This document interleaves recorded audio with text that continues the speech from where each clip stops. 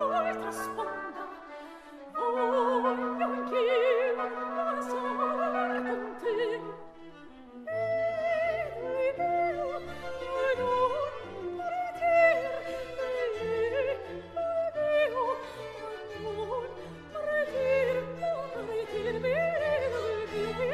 non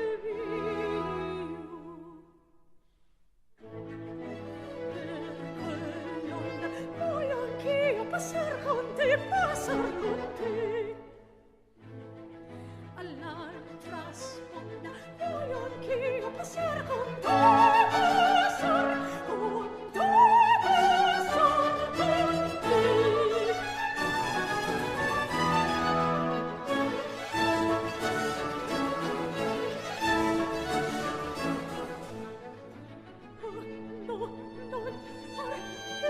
No, non partir, bellido il mio.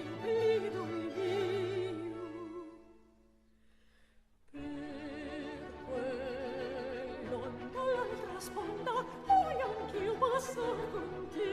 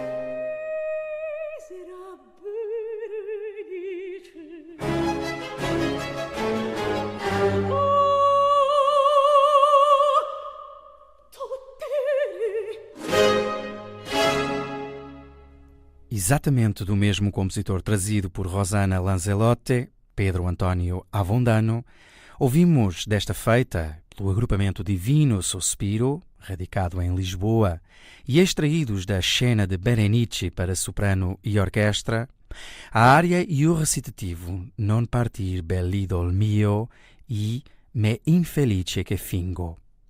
O maestro foi Enrico Onofri, o diretor artístico Massimo Maseo, e a voz foi de Gemma Bertagnoli.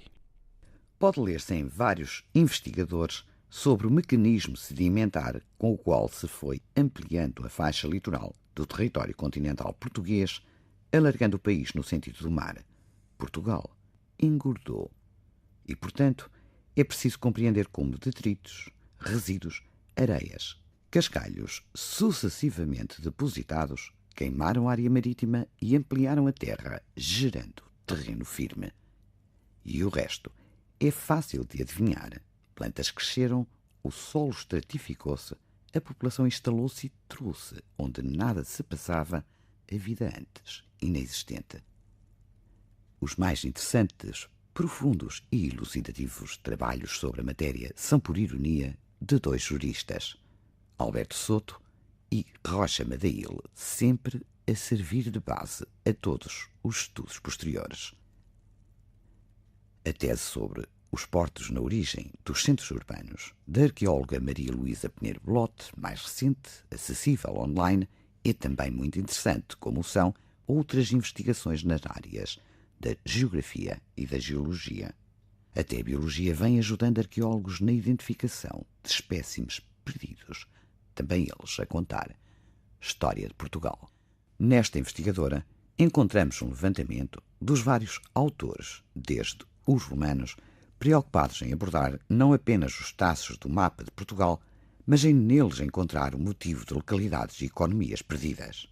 Na presença de vestígios, podem estar escondidos lugares onde, receando naufrágios, os marinheiros de outrora tentaram salvar as suas embarcações, lançando às vagas o excesso de carga. A descoberta de uma simples âncora, a respectiva análise, pode falar de todo um passado, particularmente pelo local onde possa ser encontrada. Pode, como se explicou, estar hoje enterrada em locais bem secos e longe do mar. Pode estar em terrenos de proprietários que nem o sonham. A sedimentação a alargar o território português foram ajudando não apenas o movimento de areias, mas sismos, antigos levantamentos e abaixamentos das placas tectónicas, com surpreendente relevo para a ação do homem numa tentativa de ganhar espaço à floresta. Os autores, muitos e avalizados, citados por aquela arqueóloga, referem episódios de incêndios registados nas torfeiras correspondentes a deflorestações já em época da Reconquista Cristã, para obtenção de espaços agrícolas, detectadas pela presença de pólenes de cereais, oliveira, vinha e outros, com um importante momento erosivo anterior ao século XV, que intensificou o assoreamento em muitos pontos, provocando transformações holocénicas, modificações devidas a assoreamento, que ocorreram de modo acelerado na parte vestibular dos vales fluviais, com impacto direto na faixa litoral, diz. Como se vê, não se tratou de processo tão lento como vulgarmente se tem imaginado. Nem tão lento, nem tão antigo, e assim foi pelas imediações de Sousa. Localidades então marítimas, ou portos fluviais ativos, foram conduzidos ao estatuto de interiores. Outras apareceram junto à nova ria ou entre esta e a costa, à pesca e ao sol. Acrescentou-se a agricultura, a indústria. O tempo agigantou-lhes rapidamente edifícios de elevada cércia, vivendas, prédios enormes. Viaja-se agora a pé ou de automóvel, onde poucos séculos antes só se poderia navegar. Passeia-se nas praias, em paradões inimagináveis para muitos dos nossos monarcas. E se esta última conclusão não pode nunca ser esquecida, a primeira a fixar é a de terrenos agrícolas, simples quintais, poderem albergar grandes riquezas. Forçoso é saber se já por ali houve mar ou rios. Del gran gulfe de mar e desse nois de sports e del perilous far sui mercedieu estorts. Non pos dire cundar che mainta marananzi hai suffert e main turmen e possa Dieu plaz che u turmen en lemusia cor jausen d'un partia pesanza lu turnar e l'urranza li grasisc pos el un cusen. Rai dresch de chantar pos vei gioi e deport sulaz e dunneggiar car soi vostra corts. E rasfunz el riu clar fan malcor allegranza prat e verge car tut mesgel ch'eran un dutti mar ni ve garbin maistre ni pure ni manaus d'umbaranza ni non fai mais ductanza galea ni cursier curent.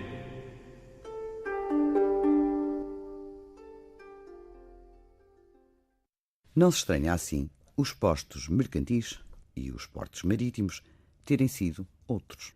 Alguns vestígios arqueológicos falam de ter havido, antes da criação da zona lagunar do Voga, um primeiro na Praia da Torreira e, mais plausivelmente, um outro, talvez posterior, em São Jacinto, outro em Cacia, diz-se. Sousa nunca foi estudada deste prisma. O fenómeno não é, aliás, exclusivo do norte e centro do país. Repercutiu-se um pouco por toda a costa, mas foi, sobretudo, na zona central, onde as modificações foram mais relevantes a torná-la escolha e exemplo de postura a tomar nos estudos sobre a Idade Média. Com o conhecimento da geografia, percebem-se melhor as decisões de inserção de mosteiros, os movimentos migratórios internos, a economia. Porque onde há mar e rios, há atividade pescatória e plausível indústria naval, há movimento de comerciantes e peregrinos. Mercados. Quem estudar a pesca, melhor discernirá a fluvial da marítima ou mesmo a derramada ou ramata a qual se fazia em poços, usando armadilhas de paus entrelaçados.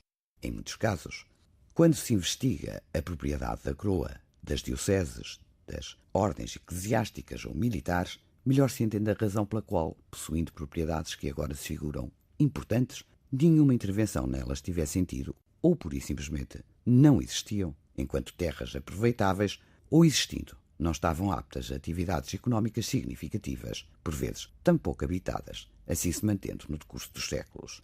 Afinal, a vida humana a ser comandada pela natureza.